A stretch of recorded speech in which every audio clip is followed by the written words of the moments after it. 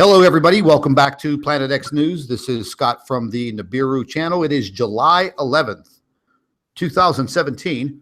I'm here with our physicist, Dr. Claudia Albers, and I also have special guest, Jeff P. So how are both of you today? Very well, thank you, Scott. And you? I'm doing pretty good. I'm doing fine also. Thank you, Scott. Thank you, Doctor. Mm-hmm. Good. You know, ladies and gentlemen, we made a pretty big discovery here today on the SDO footage, the 48-hour loop of the sun. And, you know, I check it out quite a bit on a day-to-day basis. And knowing that we had this very large sunspot, AR 2665, facing the Earth today, you know, I just wanted to keep on checking it and getting updates. And just sat down a few hours ago and I was taking a look at this footage. I was on the 211 angstrom, the purple footage. And just out of the corner of my eye, I saw something pass at about the 7 o'clock position towards the lower left-hand side of the sun, come through the corona. So I stopped the footage and I went back, and lo and behold, there was a very large sphere literally coming through the corona and out the other side. Now, we know for a fact that it's not Mercury. We know for a fact that no planet, we're not talking about stars here, no planet can pass through the sun's corona and survive. But what you're about to see very shortly here is what I'll have to say is the smoking gun that we have other stellar objects in our solar system. We've been at this for a very long time trying to prove this to everyone. There's a very large number of people around the world that absolutely believe it. They do their own research. They watch our videos. And, you know, we try to collaborate with each other. You know, I've talked with Jeff quite a bit over the past 9 months, almost a year now. And that's why I welcome Jeff in with us so I can share this information with him. And the doctor has had a chance to review all of the information. She wrote a quick report on what she observed, and she also did some calculations so we can try to get the size of this object. And we've done all of that. And it's pretty amazing. Now, there will probably be some people out there that will try to debunk the footage. Well, you can go ahead and, you know, try all of that. All of the information is time-stamped. This is directly coming from the SDO. There's no way to fake it. All of you are more than welcome to pull up the 48-hour loop right now and take a look at it. But we're going to get directly into this report that the doctor has filed. But before we do that, I put together a little video of some of the footage, and I'm going to go ahead and play that. So let me share my screen here real quick. So, Doctor, whenever I showed you this footage for the first time, what did you think? Well, I thought, wow, it's amazing. This is amazing evidence of the fact that these objects are here, that they are in the sun's corona. And this is what I've been saying for many months, that these objects are in the inner solar system. These are brown dwarf stars. These are old stars. And they go into the sun's corona. And this is also why they have been using the cutoff lines. I knew that they were using the cutoff lines to hide the fact that there were objects in the sun's corona. And only stars can go into the sun. So there you are. I mean, it's just amazing. I am so happy that we have found this evidence, because it's unbelievable evidence. We're actually seeing these objects. No cutoff line used this time. There it is. Yes, it's amazing. Yeah. I was just wondering if anybody's receiving any buffering on their video. All of a sudden, just as we're about ready to go into this live stream, a massive storm is rolling through, and we're hoping and praying that we do not lose power, because the skies just literally turned black. The street lights even came on. Yeah, you see, there it goes. It's traveling right through the corona, tangential to the sun. And you can see the corona parting as this solid object moves through it. It's obviously a solid object moving through the plasma in the corona. It's unbelievable, undeniable. Yep. I could witness to it too. I went to the site, downloaded it. It's still there. Mm-hmm. And I'm going to post this on my video as well on my channel. It's amazing that this slipped Very through to our hands to see it. Yeah. This is amazing. Yeah, So there's happy. absolutely no doubt. I mean, when I first saw this out of the corner of my eye, I thought to myself, no, that I didn't just see that. And sure enough, you know, as there's really no way to slow that 48-hour loop down. So you kind of have to use the little slider back and forth to try to visualize it. And lo and behold, excuse me, lo and behold, there it was. You know, so I immediately called the doctor and I said, look, you've got to pull this footage up. You have to see this right now. Yeah. You know, this is no type of a fireball or anything like that coming out of the sun. No. This is actually a spherical object passing very rapidly past and through the corona of the sun, and pretty amazing. Pretty amazing. It's amazing. It really is, Scott. This is wow. It's like a birthday present. Yeah. Yeah, I guess how you look at it. This evidence is just what we needed. So what we said that the diameter was on this again, 35,000 miles. Yes, I calculated it to be 35,000 miles. It's 4.4 times the size of the Earth. So 1/25 the size of the Sun and 40% the size of Jupiter. Cool. Yeah, so it is smaller than Jupiter. And remember, this is a brown dwarf star. The smaller they are, the higher the magnetic field and the stronger the effect on the sun. So, yeah, they do vary in size. The ones we've seen from about 1/3 the size of Jupiter to about twice the size of Jupiter. So there we are. Hold on one second here. I'm going to go ahead and we're going to pull up the actual footage here real quick. Just give me a moment.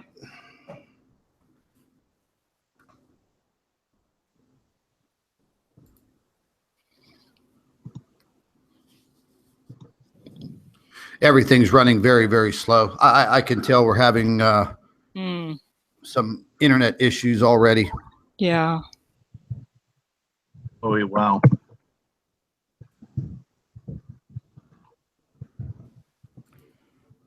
Still sound good to me, though. Yeah, it's okay.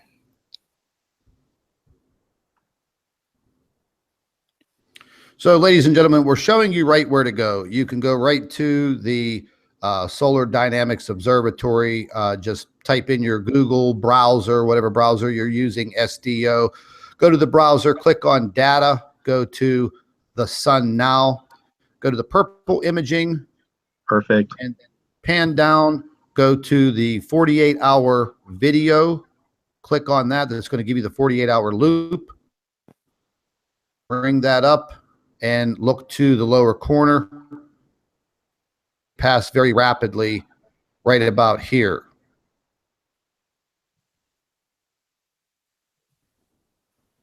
Here it comes now. Right about the halfway point on the loop, right? Yep. And it actually even moves the corona as the speed of the object. Just we slow this down.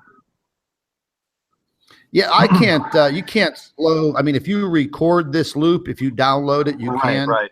And then mess with it. If you stop it, it's buffering, especially on Firefox.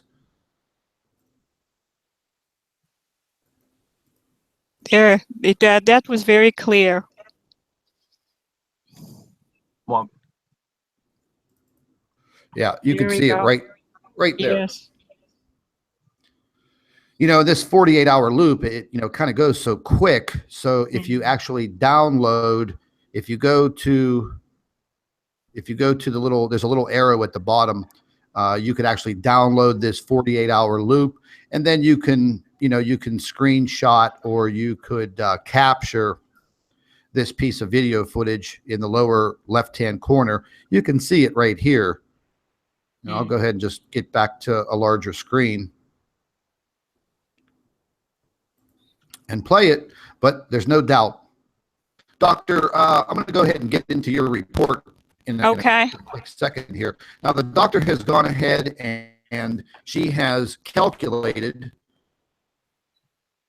the diameter, the size of this object.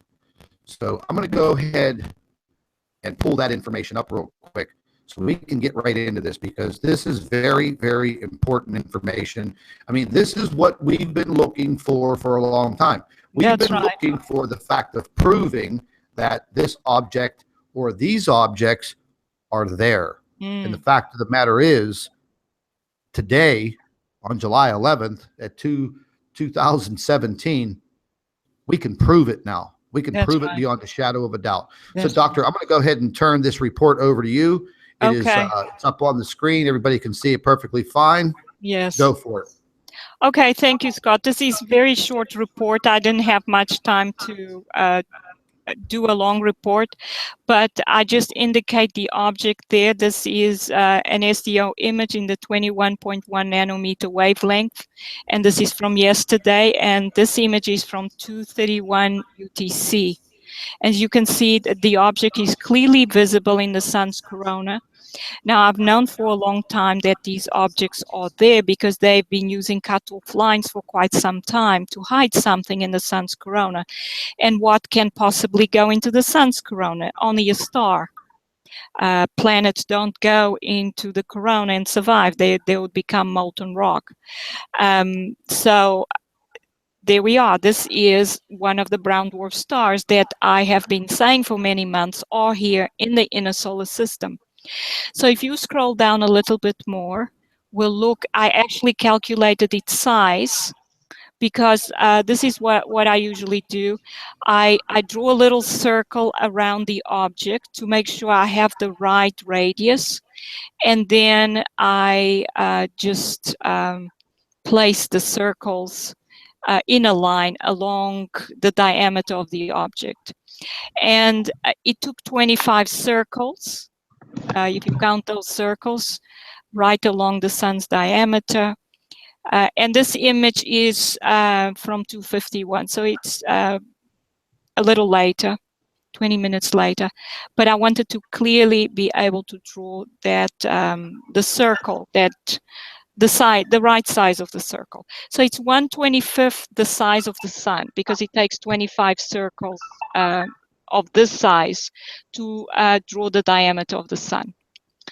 Then if you scroll down a little bit, I just use the fact that I try to compare it with different objects like Jupiter. So if you scroll down a little bit, Scott. Oh my, to the mathematics? Yeah, it's just a little bit of mathematics. So, the sun is 10 times the size of Jupiter. So 1/25 times the size of the sun, and the size of the sun is 10 times the radius of Jupiter. The RJ stands for radius. That means it's 0.4 times the radius of Jupiter, which makes its radius as 27,964 kilometers.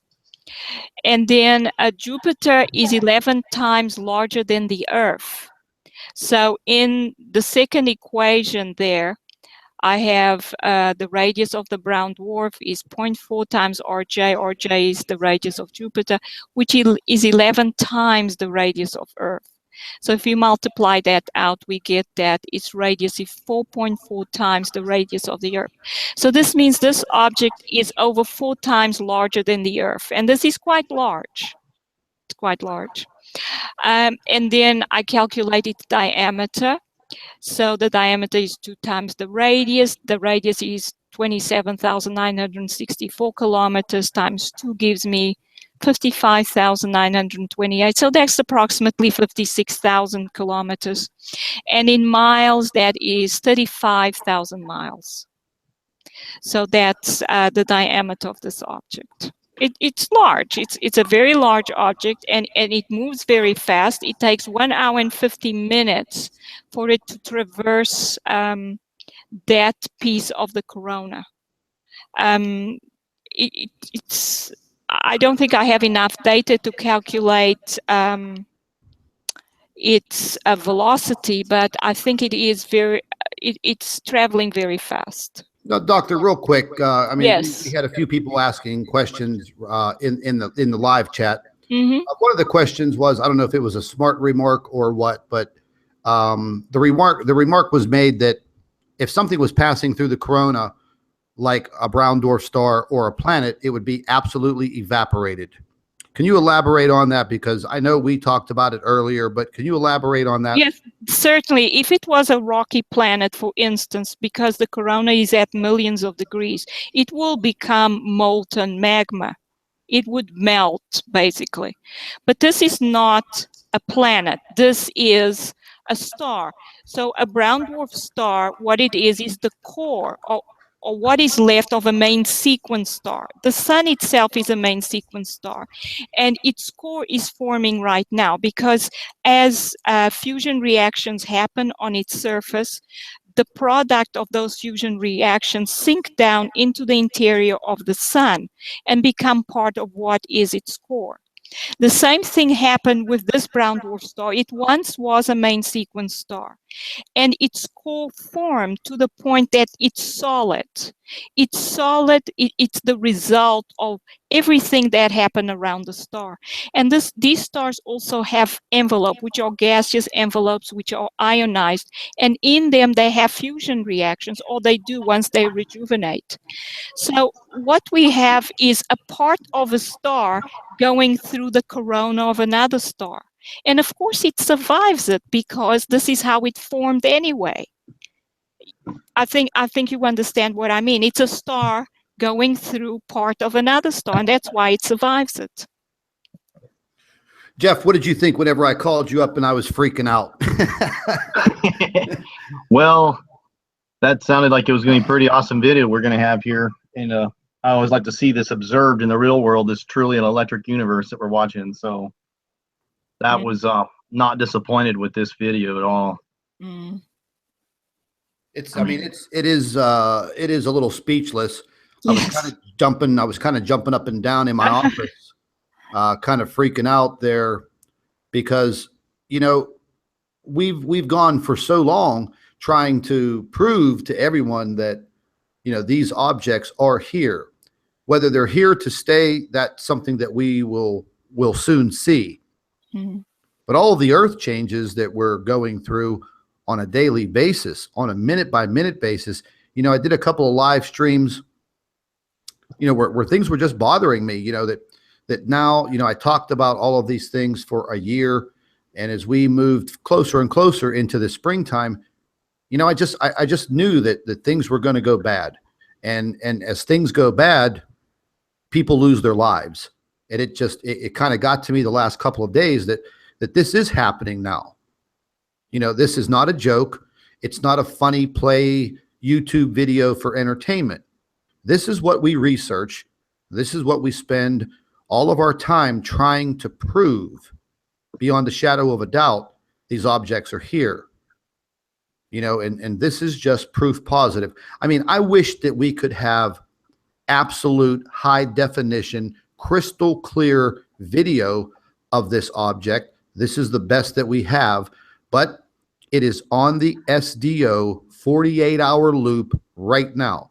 So I advise everybody to get yourself over there and download this 48-hour loop ASAP and document it, because that is what we're doing right now. We're documenting this for the entire world to see. And Scott, I had left a link for this download on my homepage. You could just click on it, it'll take you right to it, and you can download it there also. Yeah, you might want to do the same, this download links. And again, you can see this for yourself. This is not Photoshop. No. Now, I just put this quick video together so we could let this run, during the live stream, because letting those multiple browsers run at the same time, plus this 48-hour loop, it really starts to bog the computer systems down using this Google Hangout feature for the broadcasting on YouTube. But all of the date stamps are right there. The 211 angstrom view of the sun, it's all there. So this approximately was like 12 hours ago, correct? Maybe it's in UT time. UTC time, which that UTC time always confuses me. Well, all I know is when you say UTC, it's universal. That's the time everywhere. No, it's what used to be the Greenwich time, which is the time zone is for London, I think. Yeah, but if I say it's like 12 UT, wouldn't that, there's only one 12 UT. Oh, yes. Break it down by time zones. That's right. It is. And then everyone's time zone can be calculated from the UTC time. Right. So, once again, Doctor, compare this object to the size of Jupiter compared to the size of the Earth. Where do you place the size of this object roughly? Yeah, well, it's 40% the size of Jupiter. So it's smaller than Jupiter, but it's quite a lot larger than the Earth. It's over 4 times larger than the Earth. So if this object came close to the Earth, it would just fill the whole sky because it's 4 times larger than the Earth. Yeah, it's huge compared with the Earth, So I'm trying to help a few people out in the chat that are trying to find this. So you two converse for a few minutes. Let me help a few of these people out real quick. Okay. Yeah, so as you can see, it goes right through the corona and the corona parts, and you can see it's a solid object moving through the gas. Well, it's actually gas in the plasma state, right. In the corona. So it just parts as the solid object goes through it. And so it has to be a solid object going right through the corona. And yeah, it's just amazing. Yeah. You said like the sun is discharging with and is exact opposite of what we see the Nemesis star, which is more of a magnetic field. It's in its charged state. So like, yeah. That's right. So these objects have very high magnetic fields. And of course, if you have a magnetic field, you have an electric field. So, I believe that stars have electric potential energy. And what happens to these brown dwarf stars, when they start the aging process, they start running low on energy. And eventually the brown dwarf star is extremely low on energy, and it can barely ionize its gaseous envelope. But then when it comes into the solar system and comes in contact with the sun, it starts absorbing electric potential energy from the sun. And then it still has its magnetic field, but they're not as high as white dwarf as it was in its white dwarf state. So they have to actually go into the sun's corona to pull plasma from a main sequence star. Whilst white dwarf stars can do it from quite a distance, say from 1 AU, a white dwarf star, Okay. yeah, the white dwarfs are able to pull plasma from a main sequence star from about 1 AU distance. And a white dwarf star, does that have just a stronger magnetic pull? That's why it can do it from a greater distance? That's right. It's got a much higher magnetic field. It's also much smaller. Don't forget, white dwarf stars are about the same size as the Earth. They are extremely dense and they have very high magnetic fields. Whilst the brown dwarf stars are about the size of Jupiter, a little smaller, maybe a little larger, but about the size. They're a lot larger than white dwarf stars. So from that observation and comparing the brown dwarf stars with the white dwarf stars, I came up with the idea that mass is not intrinsic property. We always think an object will always have the same mass, but its electric field may change according to circumstances. Well, it turns out that the mass is always is also changing like the electric field according to circumstances. So that's what I mean by it's not intrinsic. Right. Yeah, so this is, I discovered that by comparing white dwarf stars with brown dwarf stars. If they increase in size and their mass decreases, it means mass is not intrinsic. And just like the magnetic field drops, the mass of the object also drops and its size increases. So it's quite, yeah. Okay. I was studying plasma physics, and some of the examples I've seen during the plasma experiments, that they were using magnetic balls and showing the property of magnetic fields and that can be induced into balls. And one thing I found interesting was that two magnetic fields, if they're far apart, repel each other until they get to a distance, and then they attract. Yes, that sounds correct. I think that's what would happen, because the magnetic field lines try not to overlap each other, and that would cause a repelling. But if they are forced together, what you then get is a reconnection of the magnetic field lines, and then they would attract each other. Yes. Right. So I wonder what it must be the spin nature. Did they have like a spin to it? Probably very fast, wouldn't it? Yes, I think there is spinning happening in these plasma fields, definitely, because we see that everything in the universe is spinning, and everything is about magnetic and electric fields. Yeah, definitely, we have the spinning. The magnetic field lines always cause particles to spin around in a circle. But that is the nature of magnetic field lines, yes. And then the fact that two currents, when they come together, there is the Z pinch effect.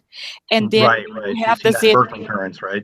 That's right. And then immediately it starts spinning as the field lines curve around each other. And don't forget, particles also follow these spinning patterns around magnetic field lines. So the magnetic field lines do the same thing. They act like particles and spin around each other, and then you get the spinning effect.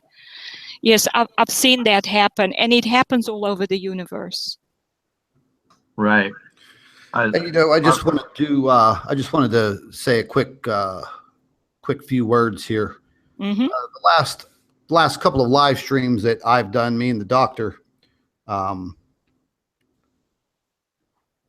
promised myself I wasn't going to mention these idiots, but Tweedledee and Tweedledum over there at WTF Sky, they are literally once again live streaming my live stream, which is totally against YouTube rules and regulations, but I don't care. They're live streaming what we're watching right now. Yeah. Big deal. Trolls watching trolls. Yeah, that's all they got in the live chat right now. So I went over there, I made a few comments, and I was like, okay, debunk this. And they immediately kicked me out of their live chat because they know proof is right there in their face. The proof is right there for the entire world to see. And you're looking at it right now. There is no debunking this. They're in the live chat saying, oh, somebody get this link to Astronomy Live. Somebody get this to DAZA. Well, you know what, folks? Let me give you a little bit of information here. There's nothing that your little Kiwi friend or your astro nerd are going to be able to do to debunk this. This was a mistake by NASA. They should have never let this footage out there. They've got way too much going on right now, and they literally missed this. And thank God they did, because they have been hiding this from us for 35 years, maybe even more than that. Fact of the matter is, it's on your screen right now. We have the evidence, and I'm locking it up. Bottom line, I want all of this. Listen, you can copy this live stream. You can download this live stream, and I want all of you to put it up on your YouTube channels. Don't worry about copyright strikes. I want all of you to get this information up on your YouTube channels. I don't care if you don't have anything up on your YouTube channel. Upload this live stream. Let everybody know that. I got a question for the doctor. Baby. Woo! Yeah. Hey, doctor. Yes. I want you to explain the ridiculousness of how this could never be like our moon. Oh my goodness. We touch on that? Well, How and so many levels, right? I mean, you'd think that as long many things you shouldn't have to explain that, but I wanted to yeah, explain I to mean, anybody who's listening how already that could never possibly be the moon. never possibly could be the moon. The moon could never possibly go into the sun's corona. The moon is orbiting the Earth. The Earth, as Scott always says, is 93 million miles away. And so there is no way this could possibly be the moon. It's impossible. It's impossible that it is any planet in the solar system, or even one of the unknown planets in the solar system that may have come in due to orbiting some of these stellar remnants. But this is what it is. This is a star. This is an old star. We can call it the stellar remnant. It's going through the sun's corona. These are the objects that I have been saying for months are attracted to the sun. They come up to the sun. They stay around the sun. They are in the inner solar system, and they are not leaving because they're absorbing energy from the sun and plasma. And they like it. Well, if they had feelings, they like it. But they are actually attracted to the sun because they're absorbing energy from the sun and they're rejuvenating. So this is the nature of the universe. We didn't know about this before, but now we're learning because these objects are here. Yeah.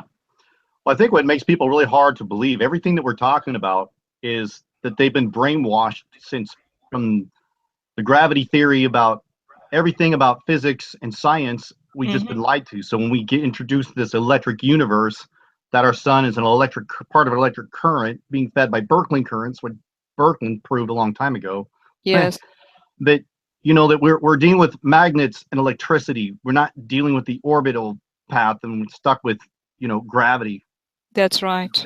Hey, why aren't we being pulled into this thing? And Yeah. the more they understand the electric magnetic effects of these planets, the easier it is to understand it.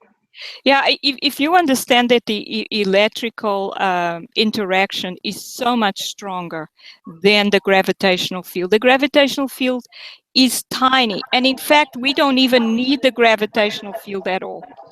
The gravitational field is a good model for discussing ranges and different range of interactions and different strengths of interactions. The gravitational field can be used as a model to compare different objects and different interactions. Right. But otherwise, we don't need the gravitational field at all because everything is electrical. And in fact, our atmosphere, I've just written an article about that, is actually plasma in dark current mode. And so even our atmosphere and cloud formation and raindrops can all be explained in terms of the electrical theory. Right. And those anybody who chase down the UFO theories of how those things are generated, it's pure electricity as well. That's right. It is. Yeah. Yeah, go ahead. Now, I was just saying, just like I discovered that mass is not intrinsic. In fact, mass is generated due to the electrical potential energy of an object. Exactly. So mass is an electrical generated effect. And that is amazing. That like you said, potential energy. That really says it all. And Dr. Walter Russell's cubic waveform theory, he talks about this being the still magnetic light, that everything is the greater the stillness, that's the attractive force. And this is the force that everything is waiting for, this balancing point, which I believe it's between the nemesis star or any dwarf star and our sun. These two different forces, they're both seeking this still magnetic light. Yes. But it'll never really meet. It's kind of hard to explain over a wave, but you check out the cubic waveform theories. Okay, I haven't actually looked at it, Scott.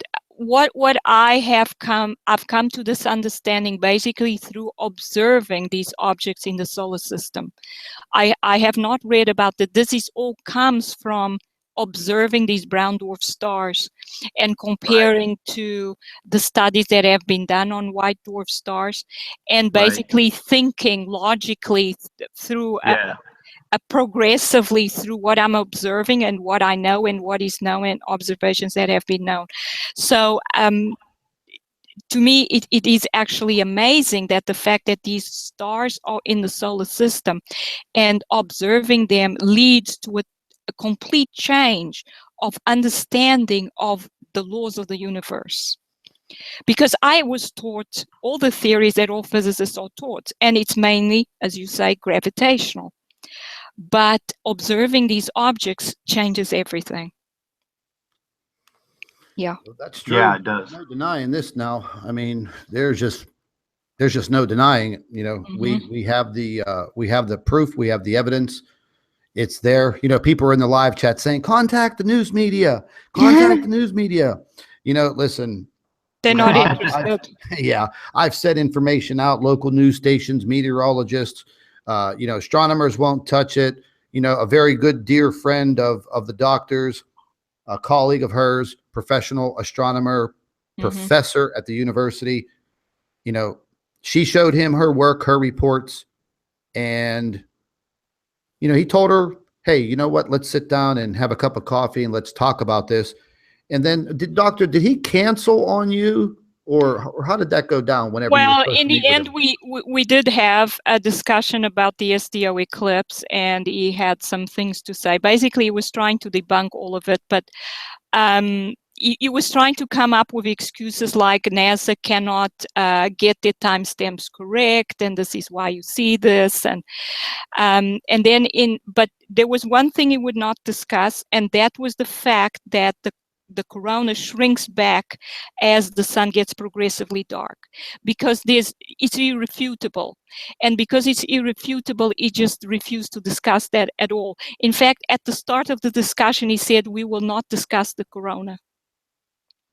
But he discussed, So, and then I sent him the picture of the blue-brown dwarf, and he said, well, no one else is observing this. And I said, and then I came up with a couple of YouTube videos where people were seeing this blue object next to the sun with their naked eye, and they were talking about it after I sent him that, I never heard anything else from him. He just did not respond to that.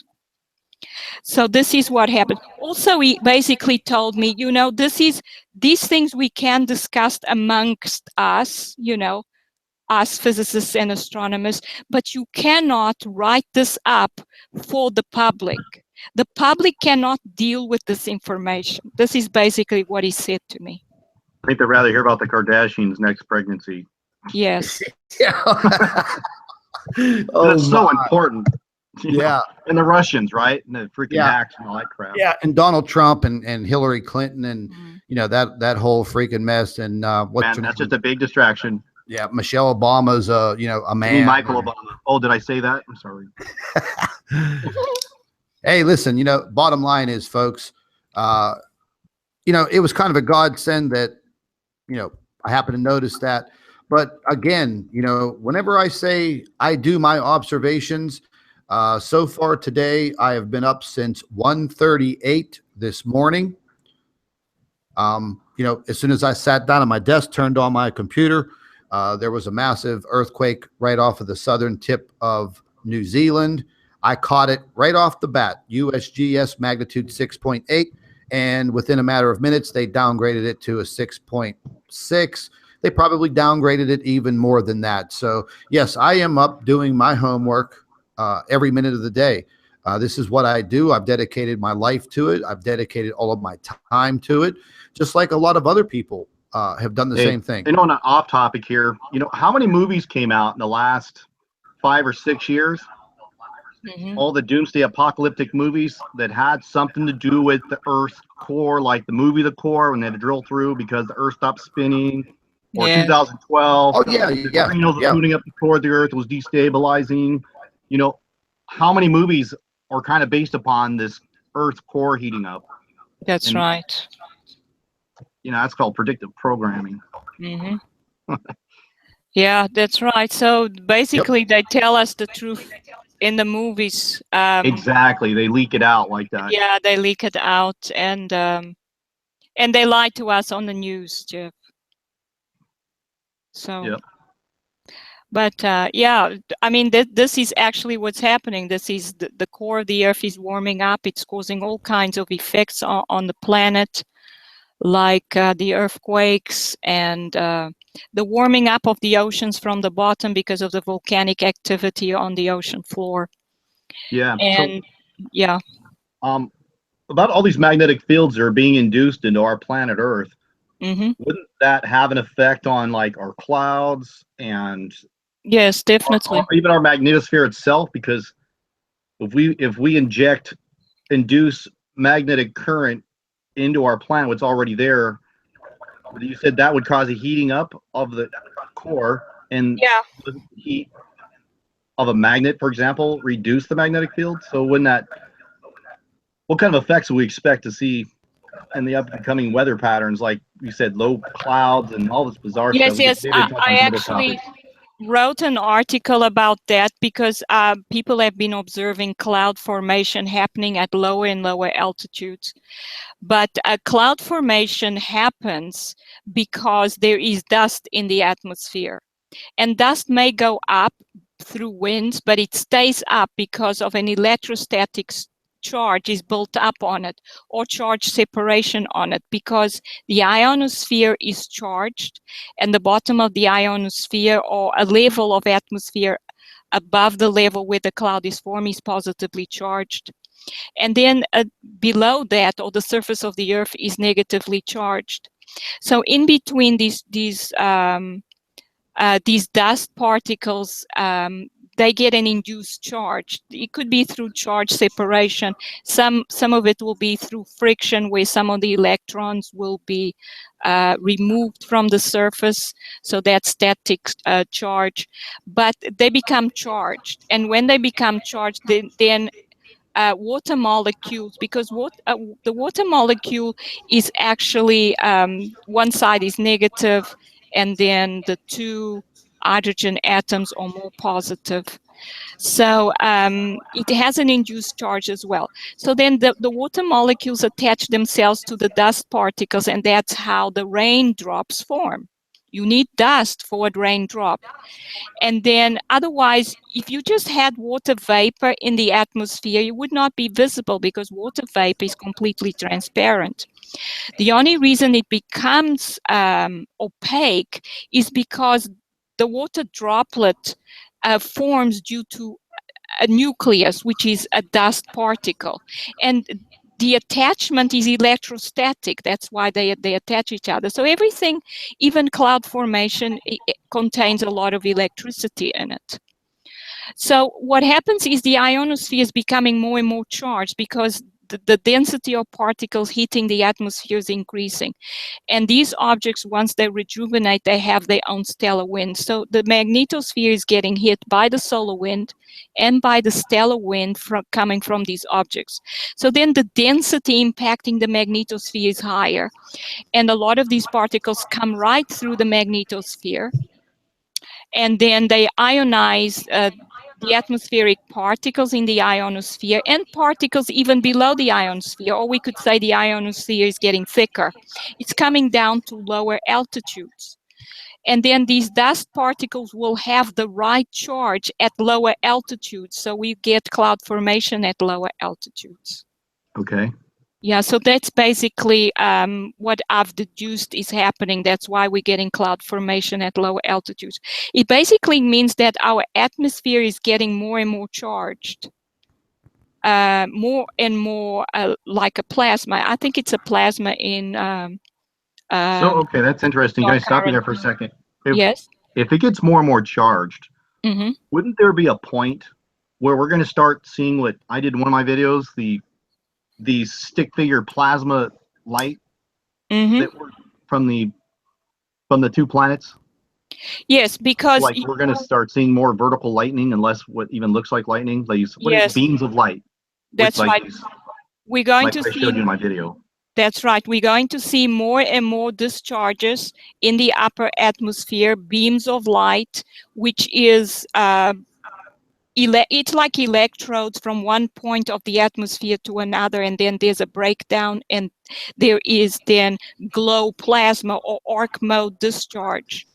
And what you saw in that video is, we have plasma. Our atmosphere is a plasma, but it's in dark current mode. And then when the discharge gets high enough, it will start to glow. So that's why you get this glow effect coming down towards the surface of the Earth. Okay. Yeah. That's an increase Yeah. in a discharge, basically, inside the plasma, which starts to glow and give off light, because we have photons going to excited state. I mean, atoms going to excited states and then coming down to ground state again. And when they do, they emit a photon. And if this photon is in the visible light range, then we will see it as a glow. Okay, right. Absolutely amazing. I'm tracking with Absolutely you. amazing. You know, I'm just staring at this over and over and over, watching this loop go by, man. And Yes. you know, It's amazing. I mean, I don't want to misconstrue things and say, wow, this is like a time for celebration. But you know, all of the abuse that we take as, you know, Planet X researchers and investigators, and you know, even the doctor at this point in time, you know, all of the complete mess that she went through, you know, with the university, her career, you know, making the trip to the United States, you know, harassing her, harassing me, harassing Jeff, harassing everybody that has been trying to investigate this. And now we have a NASA slip up. They didn't see this. It's here. We're staring at it. We know that they are here. Now there's no denying it. That's right. Continue. We still have to continue, because like the doctor said, I don't think these objects are going to leave the sun. You know, it's kind of like I was explaining to Jeff earlier in a conversation, it's kind of like a parasite with a host. The parasite's not going to leave the host as long as it's being fed. That's right. And these brown dwarf stars are being fed from our sun. The sun is a lot bigger, a lot stronger, but they are going to sit there and draw their energy. I mean, you see this object passing directly through the corona. Now, I'm sure they'll come up with some kind of debunking crap that, you know, oh, this was the moon that passed in front of the SDO, or this was Mercury. No, sorry, Mercury is not anywhere in the picture. We already checked that. We checked that. I was even checking on that yesterday before I even discovered this, because I was looking at some very odd footage on Secchi. We were trying to make sure that what we were seeing was real, and we were backing it up on the solar system scope. But what we're seeing now, hey man, that object comes directly out of the corona. It even buffers the corona as it's escaping. That's right. Yeah, absolutely amazing, man. Yeah, it is amazing. I'm not going to get any sleep tonight. Now, you always are the one that are making these amazing observations and getting these discoveries. I mean, yeah, it's amazing. Yeah, you know, they consistently, you know, they consistently call me the liar, the fraud, the fearmonger. But yet, you know, I dedicate my time to finding this out, and you know, hopefully one day, having this opportunity that all three of us are having right now, that this does exist. The work of Robert Harrington, the work of Carlos Ferrata, the work of many, many others out there on YouTube and the internet and Twitter and Facebook and social media, whatever. Yeah. You know, it's now coming to fruition that the object is there. You're watching it pass right through the corona of the sun. I have to say this. Go ahead. Debunk that. Yeah. And you know what? These objects don't usually come as just one. There may be others around. perhaps we just managed to catch this one at the right position. But I know that when these objects are around, they use more than one cutoff line, which suggests that they usually come in groups of 2 or 3. And they come up to the sun, do a couple of loops around the sun, and then they leave. They usually stay around the sun for around 4 hours. Yeah. So. Hey, Doctor, what was your calculation on the time frame that it took for this to pass? 1 hour and 50 minutes. 1 hour and 50 minutes? Yes. Okay. You know what? There's a bunch of people jumping into the video now. Could you just go over your calculations on the size and the diameter and okay, so cash? Okay, sure.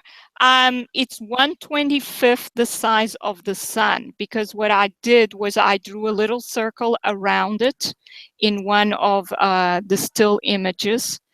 And then I drew the diameter of the sun with these circles, and it took 25 circles. So this object is 1/25 the size of the sun.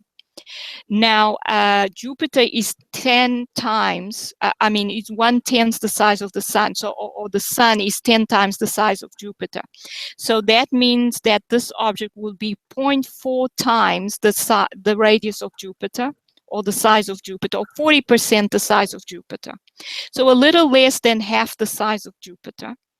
And since the Earth is 1/11 the size of Jupiter, or we can say Jupiter is 11 times the size of the Earth, that means that this object is 4.4 times the size of the Earth. And that translates into about, the radius is about 28,000 kilometers. The diameter is about 56,000 kilometers. And in miles, that translates into a diameter of 35,000 miles. So that's kind of big, huh? It is big. It's very big. Compared with the Earth, it's very, very big. 4.4 times the size of the Earth. That's extremely large. I didn't have time to draw a diagram to compare all the sizes, but that would be something that I would do next.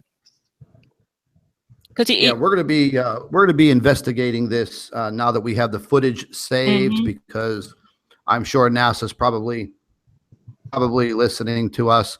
A few people are probably getting fired about right now. Yes, some of their art specialists that work on these images, and they missed one of them. Well, they have missed things before, and yes. It was just a matter of them getting sloppy. Yes. And there you go. And I was very happy to have Jeff P. on here with us today. And listen, ladies and gentlemen, if you are not subscribed to Jeff's channel, you are missing a world of information. Jeff's pretty much nailed down the sun simulator. I know a lot of you may or may not believe it, but listen, folks, understand something that, our governments, world space agencies, secret space agencies, they are so far ahead in advancements. You can't even imagine. We could even get into the whole, alien and UFO technology and, these governments going back and forth with them. But, I don't want to get into all of that, but there's no doubt in my mind, the sun simulator up there, there's even possibly a moon simulator. They have holographic technology that would blow your freaking mind. They know how to cloak objects using lasers, things of that nature. But listen, Jeff's channel, by far, out of all of YouTube or world, I think he has nailed down the sun simulator better than anybody on the face of this planet. So you want me to show that video of the spinning cube? Yeah. If you want to pull that up, Jeff's got some footage. I'll go ahead and back my screen off of here. Just give me 1 second. Okay. Here. All right. Let me know when you're ready. It's all yours, buddy. I got you live there. Let me know. Can you see it? You see my screen? Yep. Okay, here we go. Well, Now, you're gonna have to share the screen that you want to. There you go. There you go. And you okay, may let's even play this. Now, this is my latest blow that video. baby. Both of these people just happen to live in Australia, but let's just watch the video. So this is Jim Lord's channel. He'd caught this. I figure we have technical difficulty when I want to live stream. Okay, here we go. Now, in the next video that I shot the day before was even more impressive, because we're actually going to see it actually looks like a cubed mirror. And watch this guy goes around the corner here. You can see the black dot appearing on the guy's windshield. You want to watch this again, just look at that. You see the black dot on the window. Wow. My goodness. Okay. Now, in my my other video, I can thank another YouTube subscriber, Eva. Matter of fact, we could just go to her site, give it more legitimate. Check this out. Again, another person from Australia. Let me hide that. I'll take this, slow the speed down a little bit. And by the way, people, they saw this with the naked eye. Wow. Okay, Look at that thing spinning. you can't call this some kind of camera apparition. Okay, these trolls are going to have to start. You're just going to have to call this person a liar in Photoshop or whatever. By the way, it wouldn't be Photoshop because this is a video. Okay. And I believe that this, not everybody gets to see it. You'd have to look down the barrel of the sun simulator to see this. Yeah. Let's see if I can slow that down a little bit. Let's see. I'll check. Let's just go full slow speed here.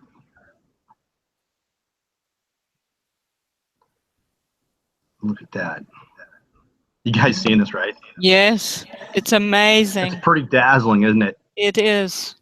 And I still believe there's a sun behind it, but I believe that around this thing is a narrow cone of bright light. So if you're just outside this cone of light, you will not see this black dot. And it's funny how it's over Australia, of all places. Yes. Yeah, we have to get this this footage, and we have to try to get some different filters on there, try to get some more clarity. I have one program where I can increase the pixels to bring more sharpness and more clarity.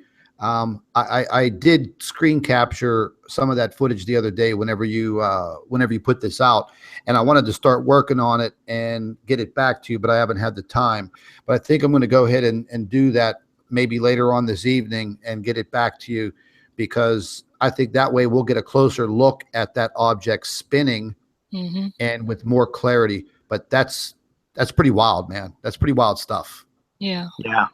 Again, I know that this is here to hide the solar eclipses. Yes, and definitely. We see these dark halos, and I explain that in my videos that we're going to start seeing these dark halos.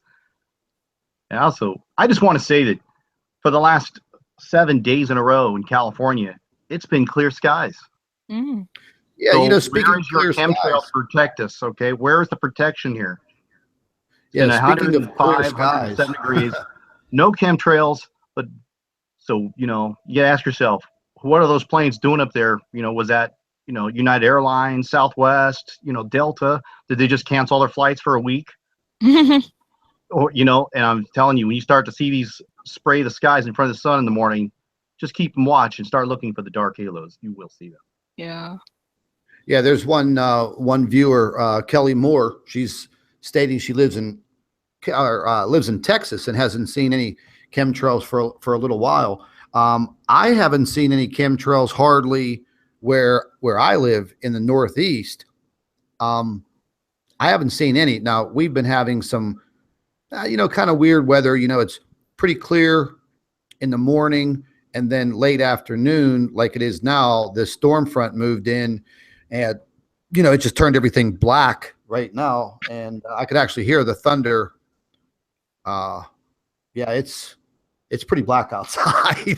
The street lights actually came on, but you know, I mean, it's hard to say why they're not chemtrailing, you know, in certain areas. We've seen so much of it. There has to be a reason why they're not doing it.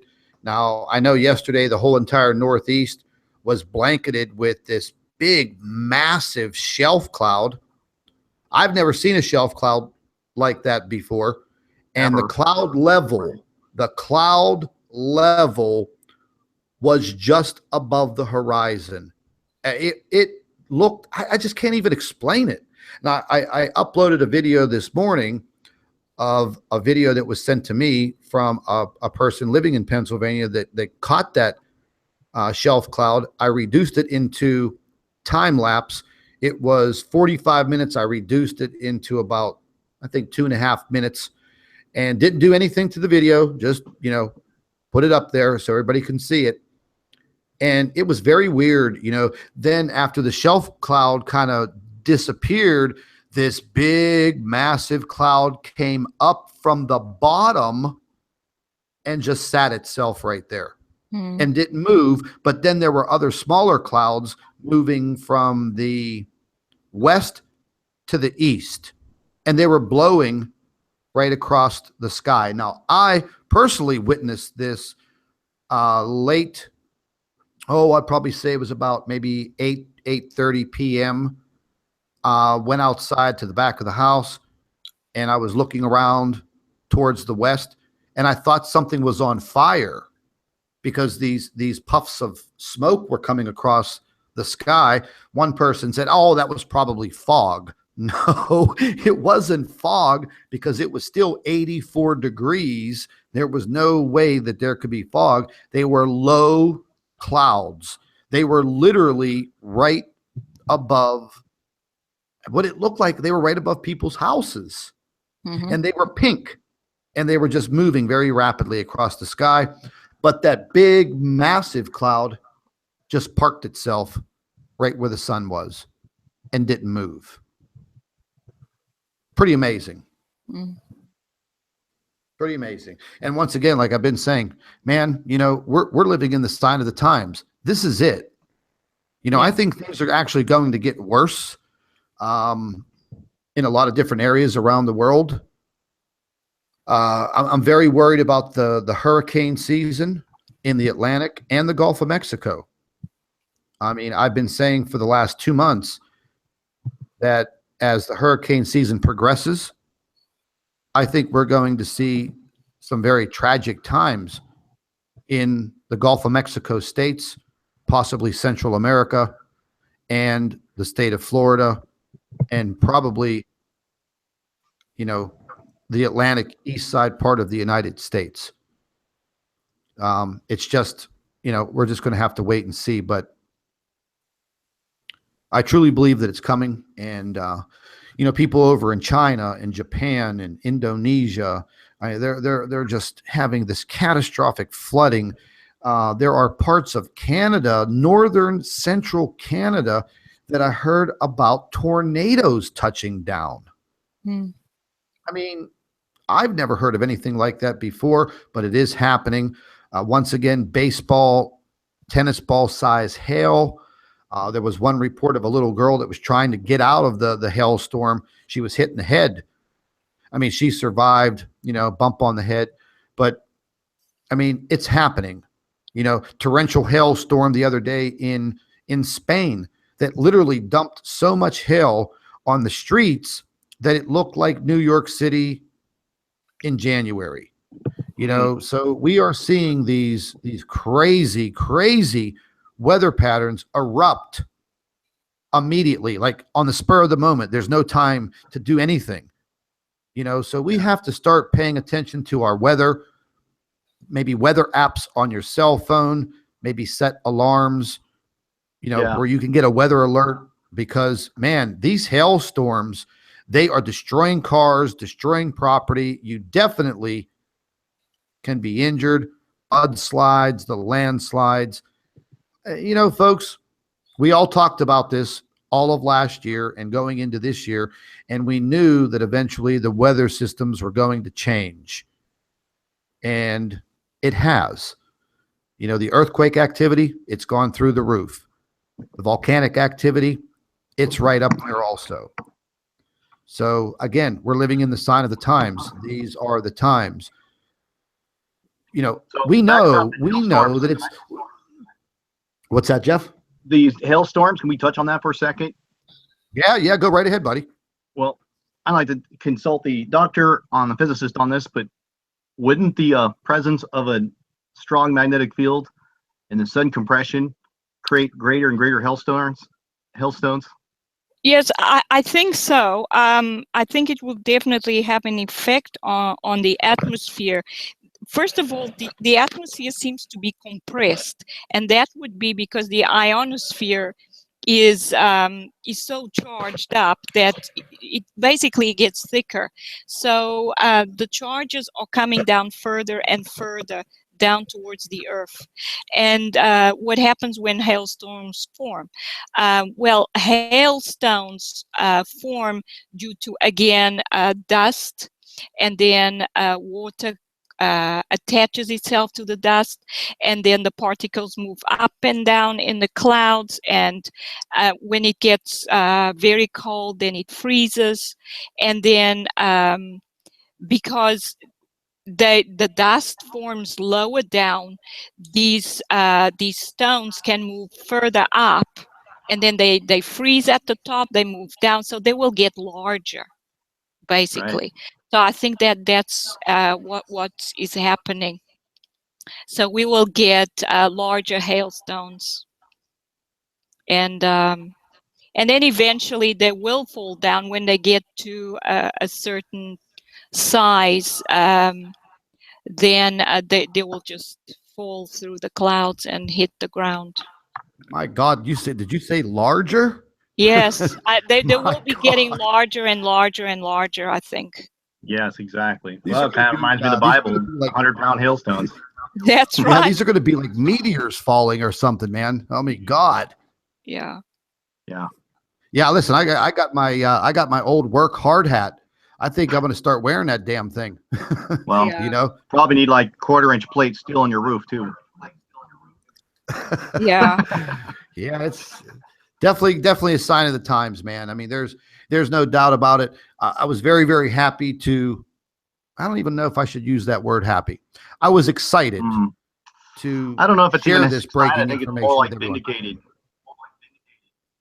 Yeah, that too. I think you're right. I think the vindication statement I'm not happy is with my definitely findings, spot but on. when you know you're on the truth and you just keep seeing it, it's pretty amazing and rewarding. Yeah, it is. Yeah, the electrified plasma in our atmosphere is causing all kinds of changes, and of course then larger and larger particles will be supported, and so this is what we see happening. This is why the tornadoes are getting stronger, and the hurricanes are getting stronger, and everything is getting worse because of these objects in the solar system impacting our ionosphere and electrifying our atmosphere even below the ionosphere. Wow. Oh boy. A good question was asked about the dwarf. What direction is the dwarf headed in? Do we know if it's towards or away from the Earth? The thing is, as far as I know, there are several of them. There's one at least that is behind the Earth, and the way it would be moving, it's always towards the sun because they are attracted by the sun. So that's right. The sun is like, I believe it is like the strong force acting on an astronomical scale, and these are all stars, and therefore like protons and neutrons in the nucleus of an atom, and they are attracted to another proton or neutron, which is the sun. And so they try, well, they approach the sun, and then they stick to it. They stick in the nucleus of a planetary system, which is the star. And no one said that we should only have one proton in the nucleus, which is basically an hydrogen atom. We can have a lot more protons, a lot of neutrons in nuclei. And basically this is what I see. This is the same pattern happening at the level of planetary systems that happens in an atom. So basically, this is what they are doing. They're coming towards the sun, and then they stick around. They go into orbit around the sun, and they seem to actually, some of these objects seem to go extremely close to the sun. We've just seen this one in the corona. And I mean, that is basically inside the sun. And they seem to loop around the sun several times, draw some plasma, and then seem to go further out, perhaps into some kind of stable or close orbit to the sun. But they are sticking very close to the sun because they're very attracted to the sun. Right. You do too. Yeah, we're just taking a look. One of the subscribers wanted me to check the SDO 193. Mm-hmm. Yeah, we really couldn't see this object. We saw a little bit of a shadow, but it wasn't very clear, and that could be because this object could be emitting some ultraviolet light. So it's not emitting in the 21.1 nanometer, obviously, because it's black in that wavelength. But in the 19.3, could be emitting some ultraviolet light. And that is possibly why it's not black in, well, or the 19.3 nanometer or 193 angstrom. Yeah, we could barely see it. Yeah. And that is significant in itself because it means that this object is now rejuvenated enough to be able to emit ultraviolet light. You know what? I know I captured. So we can all see these things like batteries, huh? Yeah, I see stars as batteries. I see them because if they were completely powered by external fields, they would never age. And we know that stars age, that they go through the red dwarf phase, the white dwarf phase. I mean, not the red dwarf, the red giant phase, then the white dwarf phase, and then they become brown dwarf stars, and eventually they become brown dwarfs. And the only the way I differentiate the two is because brown dwarfs do not rejuvenate and start acting like small main sequence stars again, whilst brown dwarf stars can still do that. So we have it. Oh, go ahead. Sorry, go ahead, Jeff. Well, is there coordinates or anything to see this on the stellarium? We have any idea where that would? Well, this particular object, maybe Aquarius or something, or that would be a different. Yeah, I'm not actually sure, but if we look on the solar system scope, we can see what constellation is behind the sun. Okay, because, right now, huh? We're 12 hours ago. That's right. Let's see if I can pull that up. I'm not going to show up. I'll just look at it privately. Yes. Okay. Yeah, you can look at that. You can see what's there. But basically, from the Earth's view, right? That's right. From Earth's view, we can see what constellation is there. But there are plenty of these objects. We have seen a lot of them in the 9.4 nanometer, which is the X-ray images, and they were clearly visible in X-rays. So it means that at least their outer envelope is emitting X-rays. So it's not surprising that they will be emitting some ultraviolet as well. Well, I'm looking at it. It's someone by Mars and Gemini.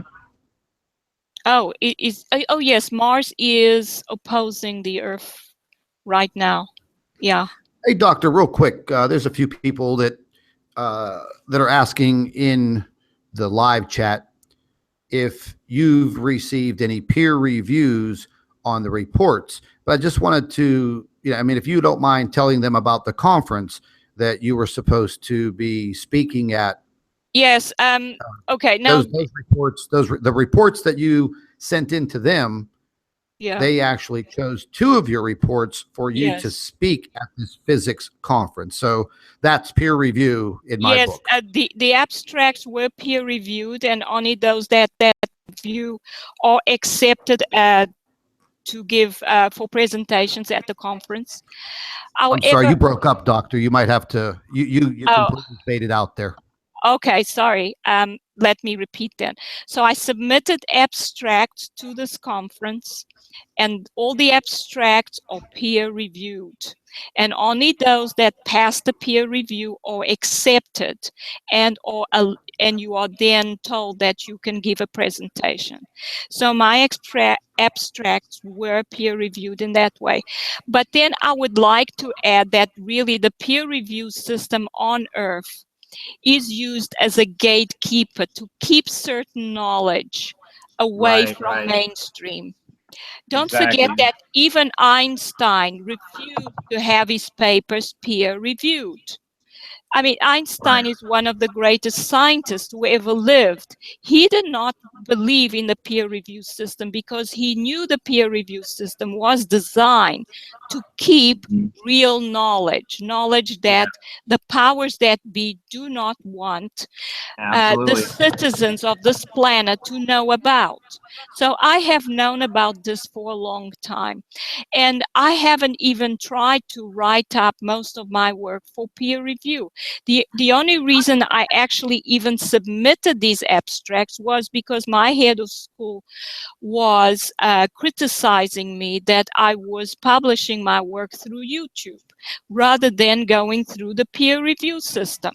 You know what? That's a lot of scientists have done that too as well. And that's they right. just get rejected because their ideas appear to be so preposterous because the lamestream science and their mathematics, doesn't make any sense and they would hate to upset the entire system. That's right. Now, our system, as we've talked about, is based on the gravitational theory. Electrical theory is kept out of mainstream. There is now some studying on plasma physics, but this is new. Plasma physics, though, is a very old section of physics that has not actually been explored until recently, and that is because of pressure. And because plasma physics is used in technology quite a bit, in cathode tubes and so on. So it had to be allowed in. But a lot of the theory around plasmas, around the electrical theory that basically explains most of the phenomena that we observe on Earth and outer space. Right. You're not taught that at university level. No. Well, we weren't taught the Fibonacci numbers, the golden triangle, right. The pi, and all that. Where was all that when you can scientifically prove the existence of God? We wouldn't want to talk about that.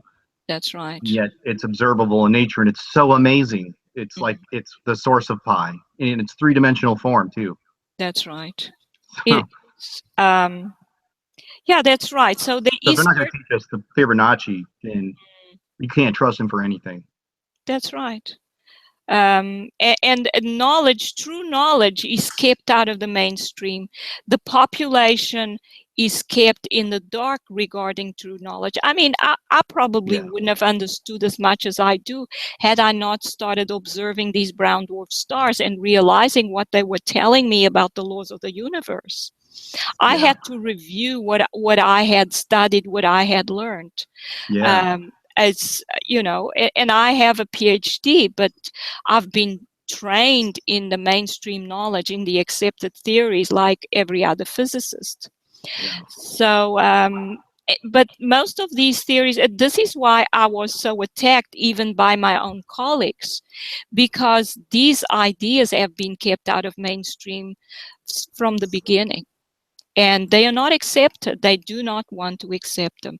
And most people have been brainwashed. And now it's even worse because the school system actually keeps people from learning to think logically. Or free thinkers.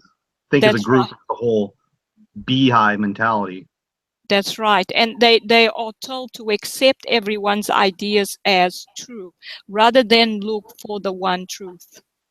Yeah, not to mention all these mathematic science, they violate Occam's razor. The simplest thing should be the most likely one. That's rather than like every time that they can't prove some unobservable science in this science that we have, it's always unobservable. Yes.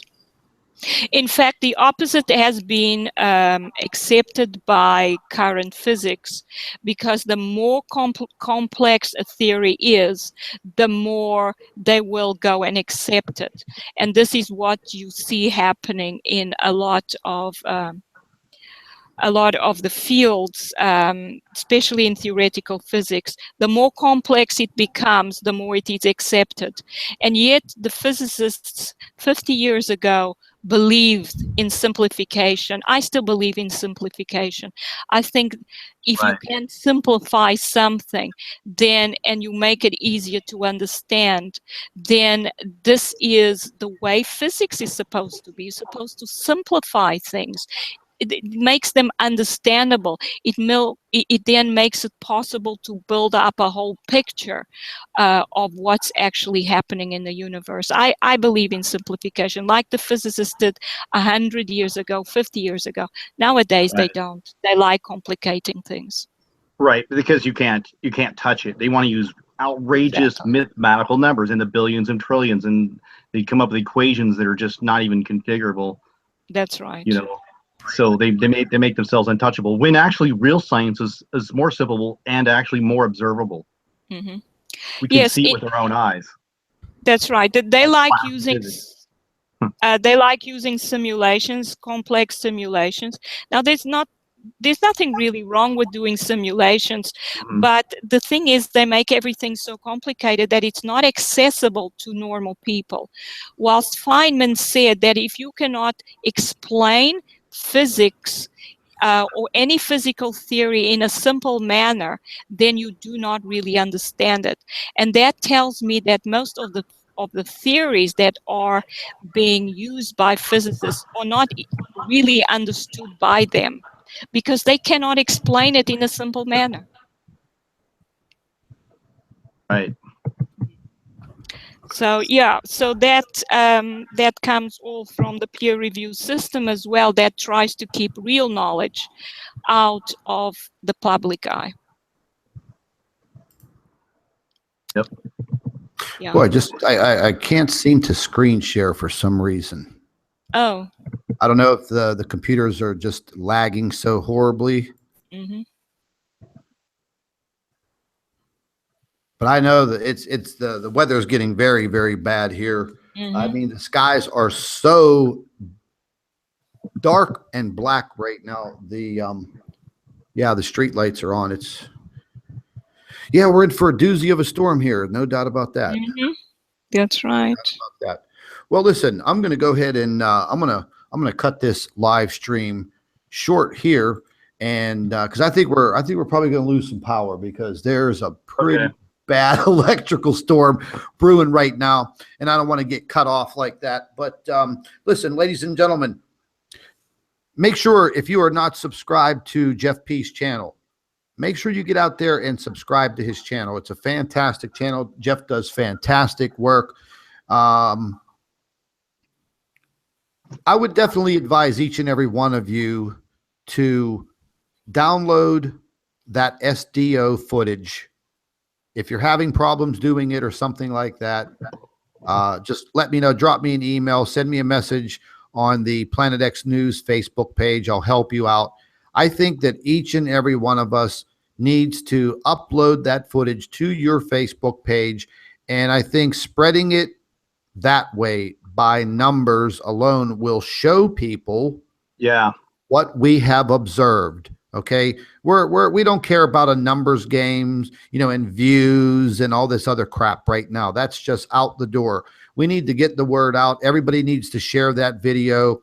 I don't care if you take this live stream video, copy the video, upload it onto your YouTube channel. Don't worry about copyright crap.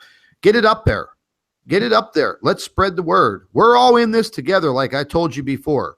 This is not just you, me. This is everybody, man. We're all in this together. Jeff, any last words, my friend? Yeah, could you please leave a link to my main channel on your description? Yep, absolutely. You'll be listed as a collaborator, and your link will be in the description box. Thank you very much, and thank you everybody for watching, listening, and thank you, Doctor and the physicists. You're awesome. Yeah, thank you. Thank you. It was nice to have you here, Jeff. Yep, absolutely. I wouldn't have it. I wouldn't have it any other way. Jeff's a good guy. I really appreciate all of his work, and I appreciate each and every one of you being here with us. And hey, listen, just because we found this object passing through the corona today doesn't mean that we have to stop. We must still continue each and every day. We have to report on what's going on around this world, because the bottom line is everybody needs to wake up. The awakening is now. Like I say in my videos, the awakening is now. And there are hundreds of millions of people that do not know that this is happening. And it is now our jobs. It is our jobs, all of us, to wake them up. Doctor, any last words for you? Yes, well, thank you, Scott, for having me again. Thank you for this amazing discovery that you made today. And, well, I'd like to tell people that this is a good time to get to know our Creator, that these objects are here to call our attention to the fact that we're living in dangerous times, but we are not alone. We have a Creator who wants to help us. Amen. Yes, most definitely. Amen. Well, listen, ladies and gentlemen, once again, make sure that you get this video up on your channels and spread the word. I mean, it's not over. I mean, I don't think the earth is going to be destroyed. No, There's always not gonna even be objects are going to hit us directly. It's the debris that would plasma tail and all the effects. Yeah. Yeah, there's no doubt. We're definitely in for some trying times, but as long as you have faith in your Creator, faith in yourself, power is knowledge. And that's what we're here to do, ladies and gentlemen. We're here to give you the power of that knowledge. That's Knowledge exactly is what true the doctors power, do. really is. Yeah. Absolutely. Okay. Well, listen, folks, I actually think I need a drink. After, after looking at this footage for the last couple of hours, I think I'm going to head out into this torrential storm. I may just go run through the rain, man. This was a pretty big discovery today, and I'm glad Jeff was here. I'm glad the doctor was here, and I'm glad each and every one of you are here. So we're going to go ahead and sign off. And once again, I thank each and every one of you for being with us today. And listen, stay tuned, because there will be more to come. This is Scott from Planet X News with Jeff P. and our rogue physicist, Dr. Claudia Albers. Thank all of you. I thank each and every one of you for watching. Take care.